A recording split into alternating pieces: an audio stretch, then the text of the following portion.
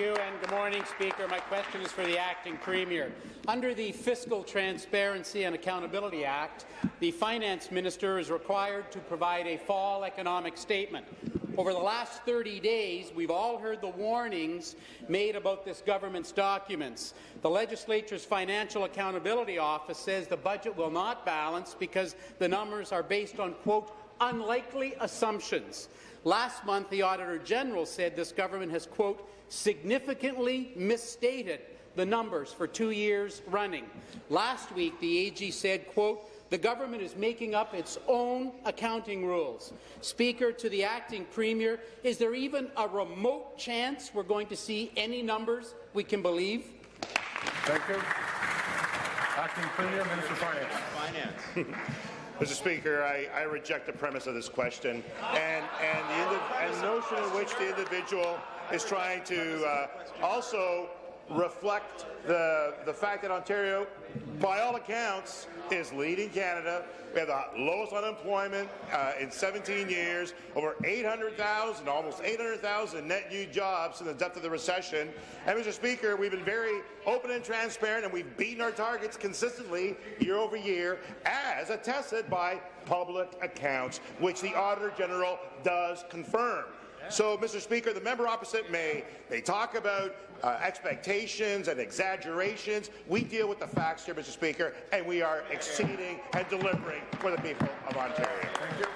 Supplementary. Thank you. Back to the Acting Premier. Well, that's certainly not what the Auditor General told us last week. Exactly. The Transparency Act also requires the Finance Minister to release August and February reports every year, but sadly this minister has missed issuing almost all of them since his appointment.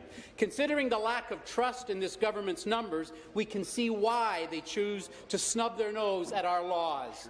The minister is also required to publish a pre-election finance report to be reviewed by the Auditor General. The government must provide detailed accounts, the very numbers that the Financial Accountability Officer says would be, quote, not be achieved.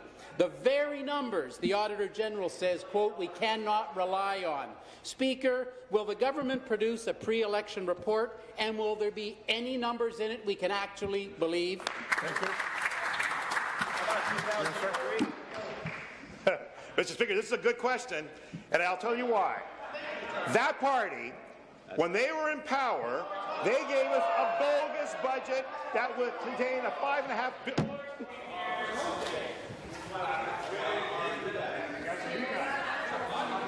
Come to order.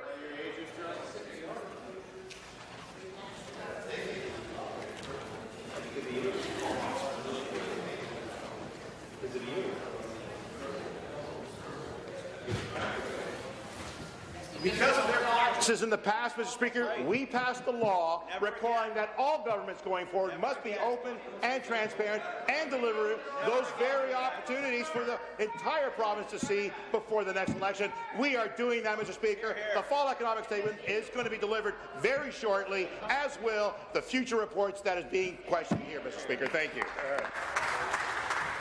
Before I turn to the member, I would ask him to listen.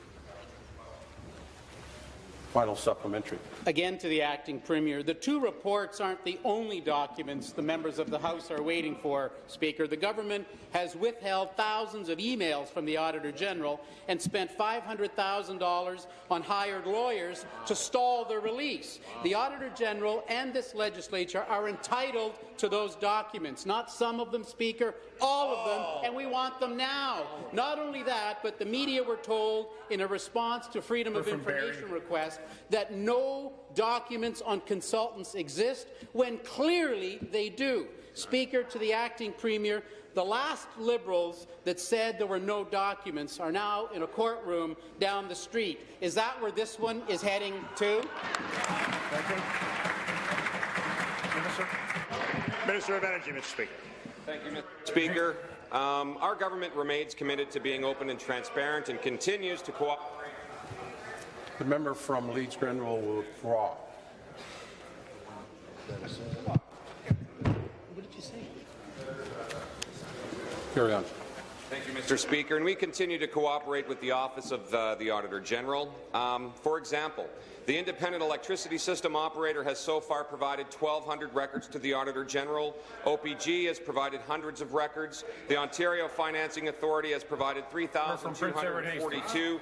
Treasury Board has provided thousands of records. We've provided 13,212. And in this process, Mr. Speaker, and throughout everyday operations, we're adhering to all document retention standards. Additionally, Mr. Speaker, the Ministry has informed me that we're continuing to release additional information to the Auditor General, and we're doing this because we understand the importance of providing the Auditor with everything that she's asked for, Mr. Speaker. The Ministry has been regularly providing the Auditor General with additional responsive documents each week, and will continue to adhere to this process. Thank you. New question.